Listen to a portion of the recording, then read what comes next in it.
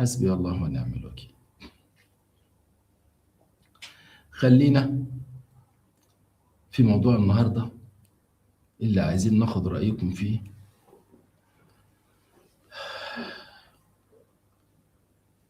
الزوجة سند. الزوجة سند. مفيش راجل يقدر يعيش من غير واحدة ست. هي اللي بتنظم له شؤون حياته. ما بيعولش هم لا أكل ولا شرب ولا لبس ولا نومة، ولا بيعول هم العيال. العيال عايزين لبس، انزل خد الفلوس وانزل اشتري لهم. البت عيانة، خديها وانزل للدكتور. المدرسة طالبين ولي الأمر، روحي. بتريح الزوج. الزوجة بتخلي البيت الزوج يتفرغ لشغله ويركز في عمله، سواء كان طبيب، محامي، مهندس، موظف. بيبقى محتاج إن البيت ما يشغلوش في حاجات ممكن تخليه يأثر في عمله، وخاصة إن شغله لقمة عيشه. فوجود الزوجة في حياة الزوج مش كماليات. واللي فاهم إن الزوجة وجودها في حياة جوزها لعلاقة جسدية يبقى إنسان تافه. العلاقة الجسدية مطلوبة، بس خلوا بالكم الموضوع ده بالنسبة للشباب اللي لسه فرحان. يعني الشاب اللي عنده 22 سنة 23 سنة بيتجوز في دماغه هي العلاقة. لكن الجواز بمفهومه الشمولي العام مش كده. ده ممكن يكون جزء في الجواز، لكن الجواز حاجة تاني خالص. الجواز حياة بيتقاسموها اتنين. لما تلقى في وقت من الأوقات أنت تعبان وتلقى زوجتك بتطبطب عليك، مش عايز علاقة، كفاية طبطبتها علي. لما أكون تعبان ومراتي تقول لي سلامتك، ده احنا من غيرك ما نسواش، أحسن من علاقة جسدية. لما أولادي يكونوا حواليا ابتسامتهم في وشي أهم من علاقة جسدية. العلاقة الجسدية مهمة بس في فترة زمنية أو سنية معينة.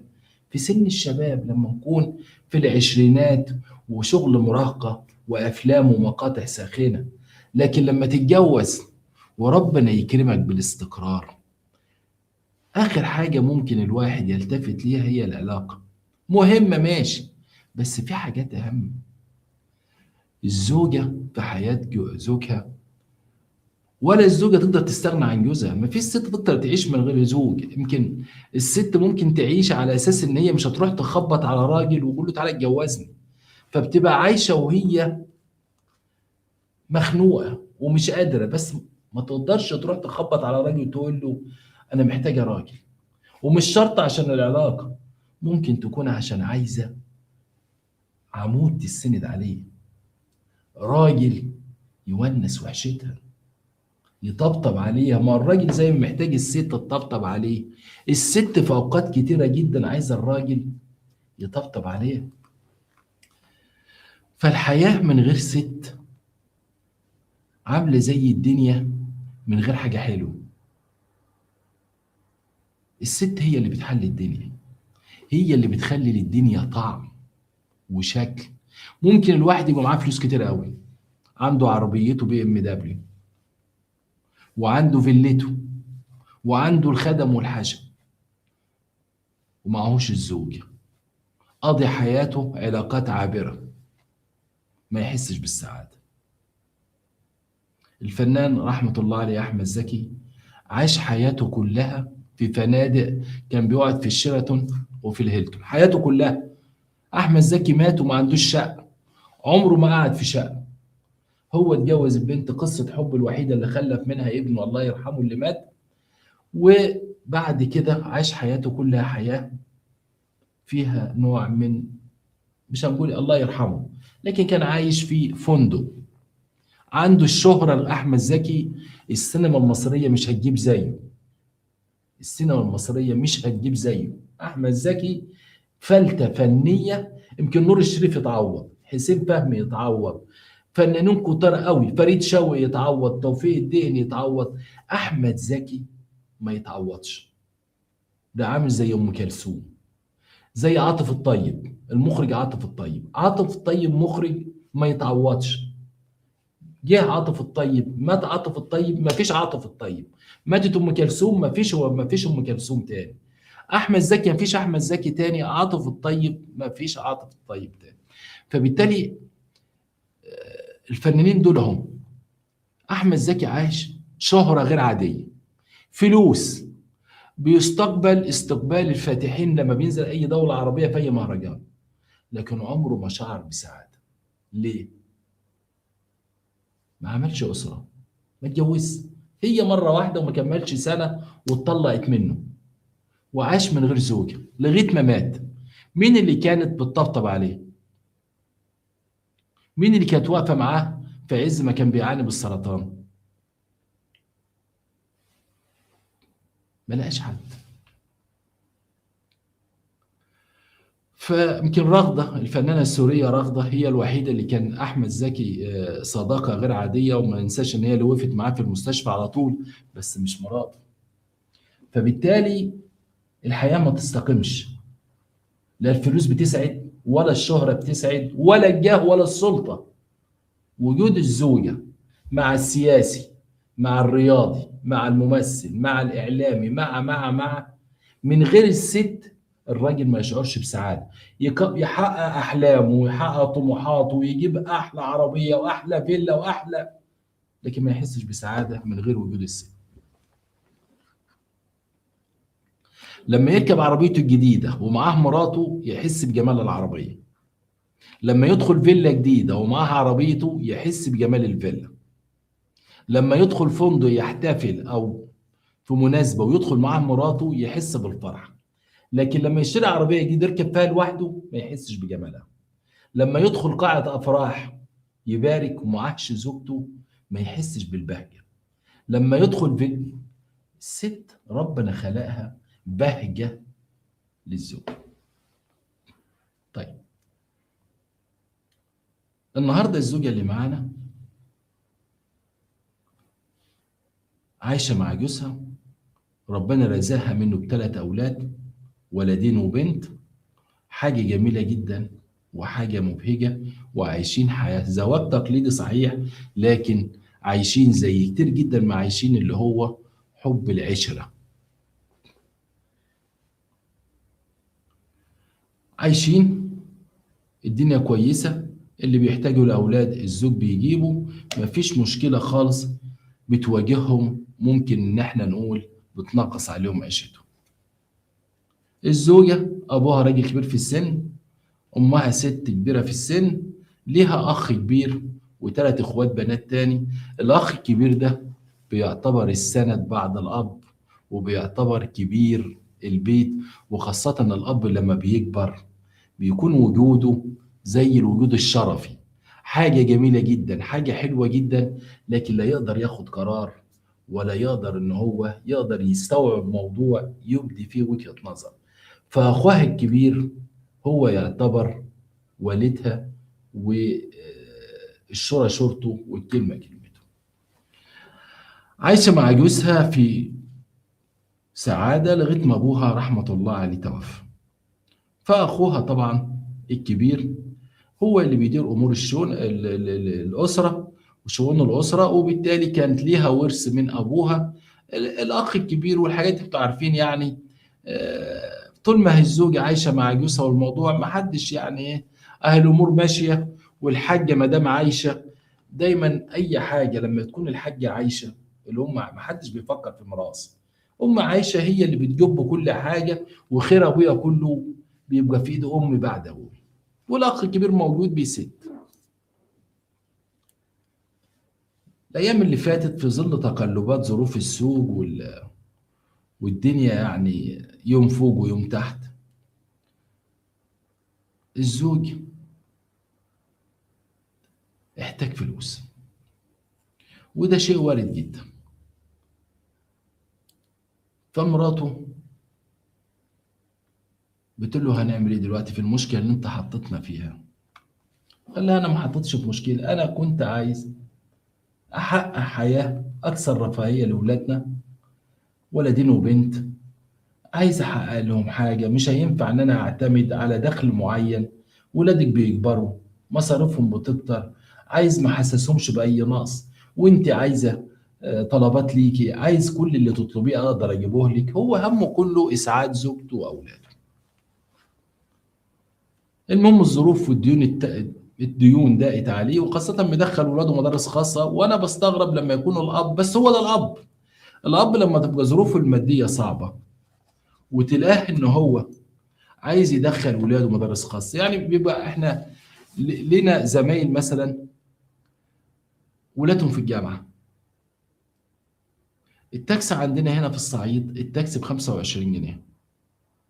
التاكسي ب 25 جنيه.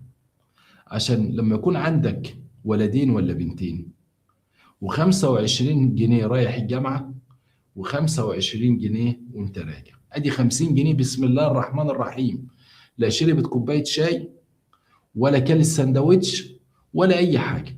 يبقى 25 رايح، 25 جاي، 50 جنيه. ولو كل السندوتش وشربت كوبايه شاي يعني 150 جنيه بسم الله الرحمن الرحيم في اليوم. سيبكم من الكشاكيل محاضرات، سيبكم من مصاريف كتب، سيبكم من كورسات، سيبكم ده حاجه كده على الريق. تلاقي الاب من دول دخله ما يساعدوش، ورغم كده يقول لبنته خدي تاكس ويستلف. ولما تساله طب ما تركب مواصلات، يقول البنت هتتهطر في المواصلات، هتتهطر. طب انت هيسدد من ايه؟ انت بتستلف دلوقتي ومرتبك مش جايب، وبتقعد تبقى قابض المرتب وتقعد تسدد انا خدت منك كام، وانا بتروح البيت وانت مرتبك مفيش غير ربعه. هو ده الاب. يخاف ان بنته تركب اتوبيس، تخاف. احنا هنا في المكتب هنا لما نيجي ننزل نروح التاكسي مشوار في التاكسي العادي 25 جنيه، لما اتاخر شويه يقول لك 150 جنيه. بيستغلوا. طيب الناس تجيب منين؟ تلقى ابهات يخافوا على بناتهم، يبقى عليهم ديون ويستلفوا، عليهم ديون ويدخلوا مبولاتهم مدارس خاصه. طب انت على اي اساس؟ فالراجل اتراكمت عليه الديون، فقال لمراته مفيش غير حل واحد. احنا ربنا لما كان عطينا اشترينا الشقه دي، وبعدين قال لها دلوقتي الشقه دي في المكان اللي احنا فيه تجيب مبلغ كويس اوي، نسدد ما علينا ونقدر ان انا اكمل المشروع بتاعي، او نحط الفلوس في البنك تطلع لنا فايده تقدر تساعدني على المرتب ونعيش. مراته قالت له انا ما اقدرش اسيب الشقه دي قريبه من مدارس العيال واصحابنا وجيراننا. قال لها ما قدامناش حل غير كده، لازم نبيعها وناخد شقه في منطقه تكون يعني شعبيه شويه ورخيصه، والمبلغ الباقي نعمل بيه اللي احنا عايزينه. طبعا الكلام ده الزوجه المفروض تقف مع جوزها. اي ست، اي ست المفروض الست لو جوزها رايح جهنم المفروض تكون قبليه، تدخل هي هو ما يدخلش، المهم تكون قبليه. ما فيش حاجه اسمها الست تقول لجوزها لا ماليش فيه، لا. ان ما كانتش تبقى وراه تبقى قدامه، داخل جهنم تبقى قدامه، تدخل ما يدخلش هو، المهم انها تكون معاه والسلام. طيب بتحكي، راحت تحكي لامها ولاخوها انا ناوي ابيع الشقه، جوزي عايز يبيعها، هيسدد الديون اللي عليه ونشتري شقه تاني، هيتفضل 300 400 الف جنيه هيدخلهم في مشروع او نحطهم في البنك يساعدونا على المرتب. اخوها قال لها لا، انا عندي حل احسن من كده. ايه؟ قال لها انت ورثك من ابوكي، هو انت فاكره ان انا طمعان فيك يا اختي؟ انا طول ما انا شايفك سعيده مع جوزك، انا اسالي امك كل الفلوس اللي ابوكي سايبها والورث انا ما حطيتش قرش في جيبي، لكن ما دام انت في زنقه انا هستسمح امي اشوف ورثك من ابوكي قد ايه اديهولك تحل المشكله دي. بس يا اختي ما ينفعش تاخدي الفلوس تديها لجوزك، لا، ده ورثك، انت مش هتصرف على جوزك. قالت له ما انا المفروض افك ما عليه. قال لها ايوه فك ما عليه، هو مش عايز يبيع الشقه؟ قالت له ايوه.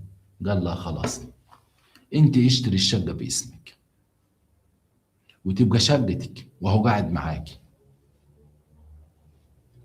قالت له وانا ليا ميراث عند ابويا كام؟ قال لها 2 مليون ونص، 2 مليون الا حاجه كده يعني.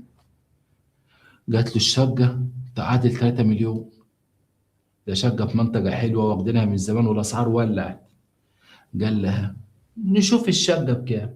طلعت ب 10 مليون، ب 5 مليون، بمليون، بالجزء اللي انت هتدفعيه يكتب لك بيه مبايعه بالشقه.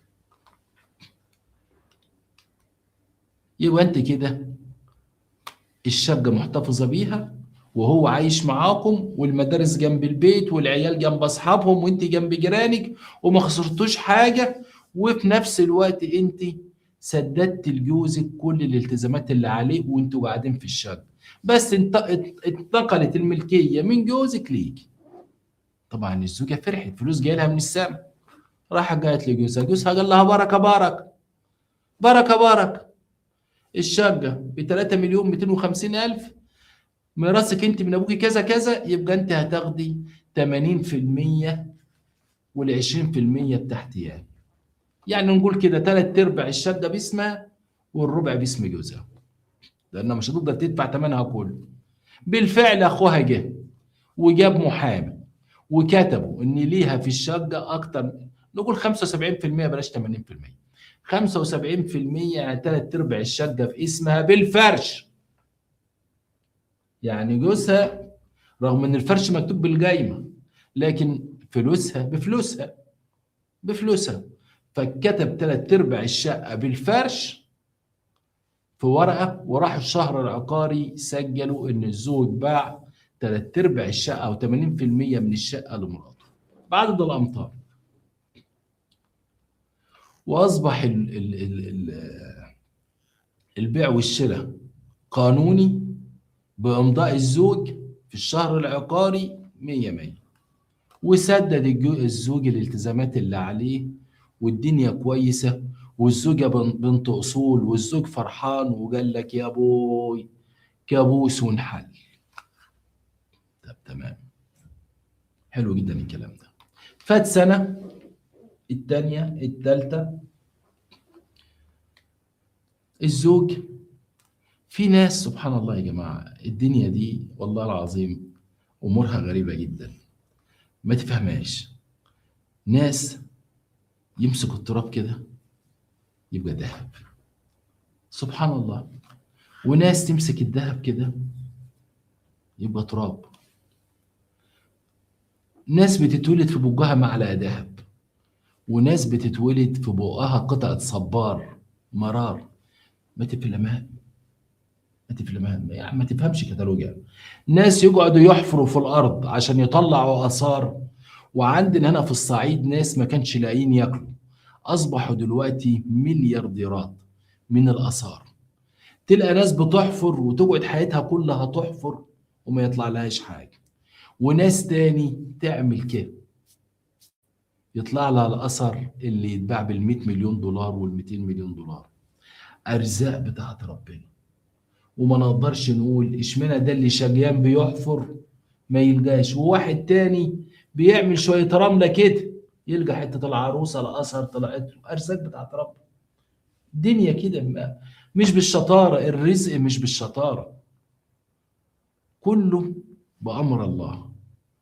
في واحد بيتولد ربنا كاتب له السعاده، وواحد بيتولد مكتوبه على جورته كده الشقاء. ملك بيديره ربنا، وربنا لو غنى الناس كلها كانت الدنيا فسدت. ربنا خلق الغني والفقير والدنيا ماشيه على النمط كده.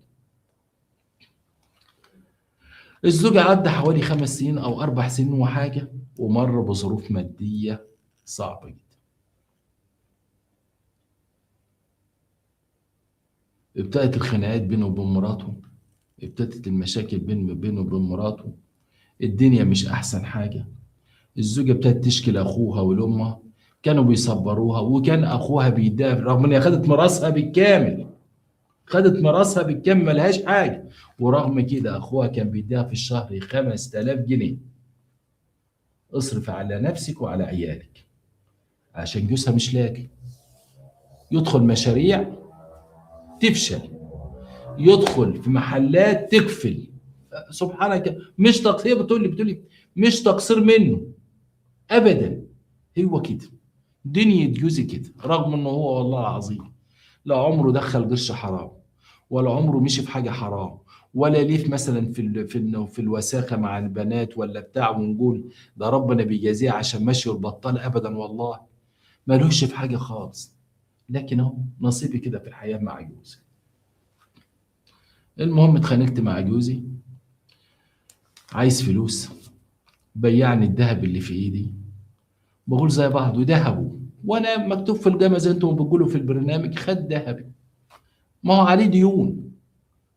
طيب، ابتدى حالته النفسيه تسوء، ضربني، وانا من النوع اللي جسمي غالي عليا، لا عمر ابويا ضربني، ولا عمر اخويا ضربني، ولا عمر امي ضربتني، ولا عمر جوزي مدده عليا يجي بعد ده كله ومساعدتي ليه يمد ايده. فطبعا انا صعبت عليا نفسي، فقلت له والله ما قعدالك، خدت ولادي ورحت عند بيت اخويا او بيت ابويا، يعني اللي فيه اخويا وفيه امي وبتاع. طبعا اخويا قال لي ده بيتك، وولادك دول ما تعليش همه، لو وصل الحال انا مستعد كل ما اوصلهم لمدرستهم واجيبهم، انت يا بنت الحلال ما تعليش هم خالص، ان كان ابوك مات فاخوك موجود، ونعم الاخ، والله والله نعم الاخ فعلا. لان هي بتقول اخويا انا لو ما كانش اخويا في الدنيا انا كنت موتت نفسي. وده الاخ بقى، الاخ اللي ما يتعوضش. الاخ ده حاجه جميله جدا، وبالذات لما يكون حنين. يعني لما لقاها في دقيقه وجوزها يبيع الشقه قال لها خدي مراسك، رغم ان الام عايشه. وطول ما الام عايشه ما حدش بيوزع حاجه غير بعد وفاه الام، يقول لك طول ما امي عايشه خير ابويا لامي، ما حدش بيوزع ميراث. ورغم كده الشاب ده لما قال لها بعد اذنك يا امي اختي بزنقه هديها ميراث ابويا، وعطى لاخته. الدنيا ضاقت عليه 5000 جنيه كل شهر لاخته، رغم ان ملهاش ولا قرش، وكان بيديها. ولما جوزها زعلها قال لها بيت اخوك وبيت ابوك تيجي، ولو على اولادك انا اوصلهم المدرسه كل يوم وانا اجيبهم، ما تقوليش همهم خالص، كل مصاريفهم عليا. ونعم الاخ. المهم اسبوع في التاني، الاخ، الام، الزوجه مستنيين الزوج يجي يصالح مراته، يبوس على راسها، يقول لها حقك عليا. الزوجه مستنيه جوزها ياخد بخاطرها ويقول لها ايه، مش بيحتش من القعده عند امك، بيتك ما وحشكيش، تعالي اقعدي بقى كفايه حقك عليا. ما اتصلش.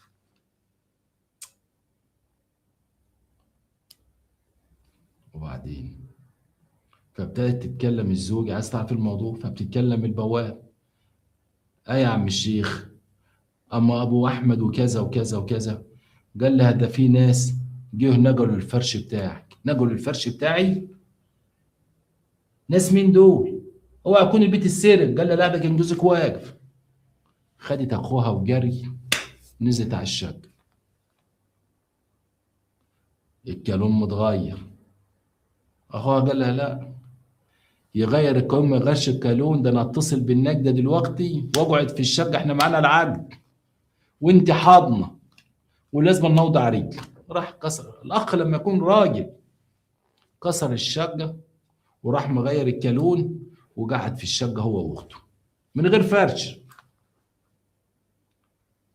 على بعد العصر لقوا راجل ومراته جايين، يا جماعه خير، انتوا مين؟ احنا اشترينا الشقه. اشتريتوا الشقه؟ اشتريتوا الشقه بمين؟ اشترينا الشقه من فلان الفلاني. انتوا اشتريتوا الشقه من جوزي؟ هو جوزك فلان الفلاني؟ ايوه. ايوه احنا اشترينا، وادي العقد اهو، وهو خد الفلوس بالكام.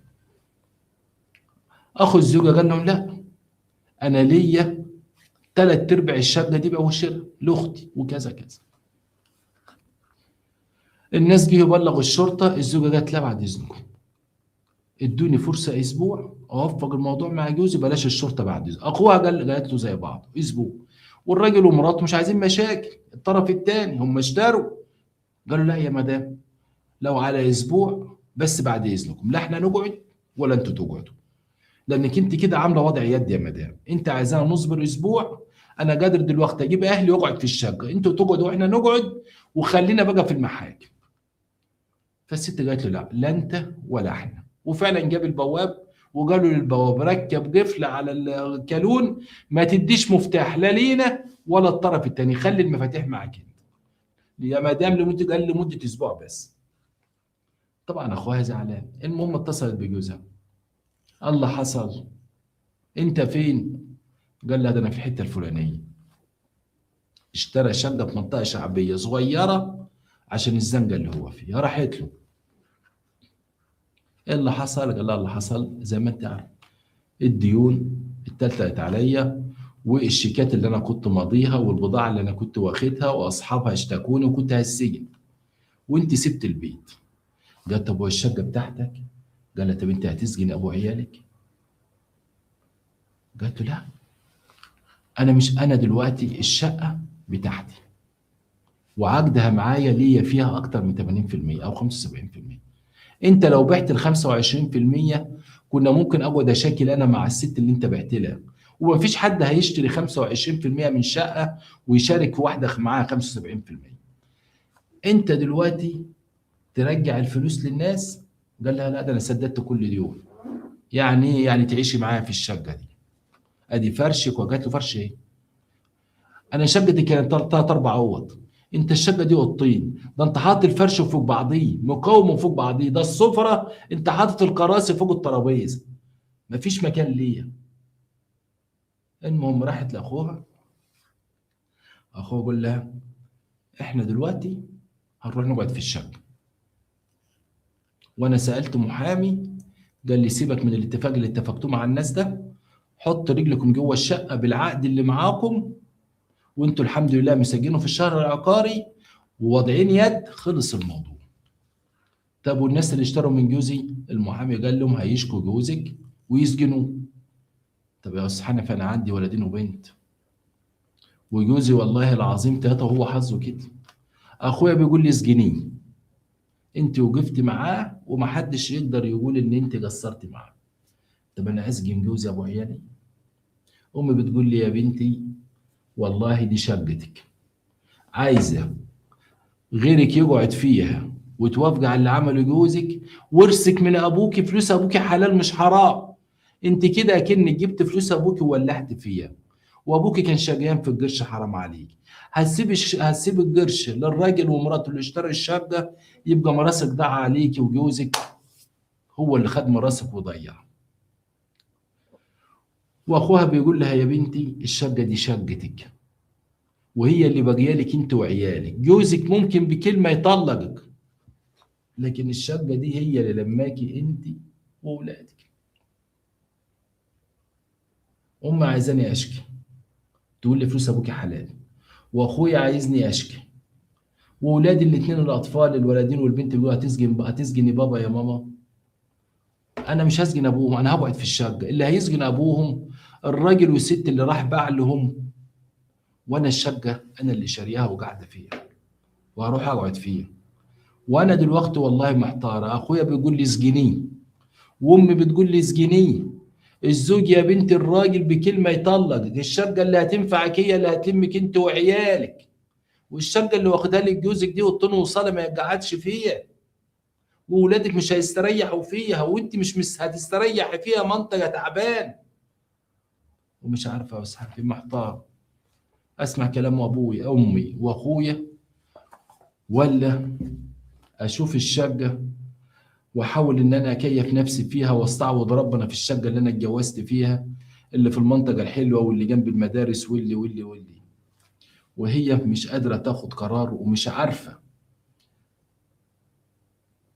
هي عشان بس اكون صريح معاكم، هي ما بتكرهش جوزها، ما بتكرهوش، بس زي كل الستات ما بتكرهوش بس ما بتحبوش. ما في فرق يا جماعة بين ست بتكره جوزها وست ما بتحبش جوزها. انا عايش مع واحدة او هي عايشة مع واحد ما بكرهوش بس ما بحبوش، ادينا عايشين بناكل وبنشرب وبنعمل علاقة جميلة، لكن اهو عايشين. لكن ما فيش، جوزي بيتزنق بساعده، انا بتعب بيساعدني، لكن مين اللي بقيلي؟ جوزي ولا الشقة؟ استاذ خالد ابو المجد من الامارات. مساء الخير يا استاذ محمد. مساء الفل يا حبايبي. اخبارك يا ريس؟ انت عامل ايه؟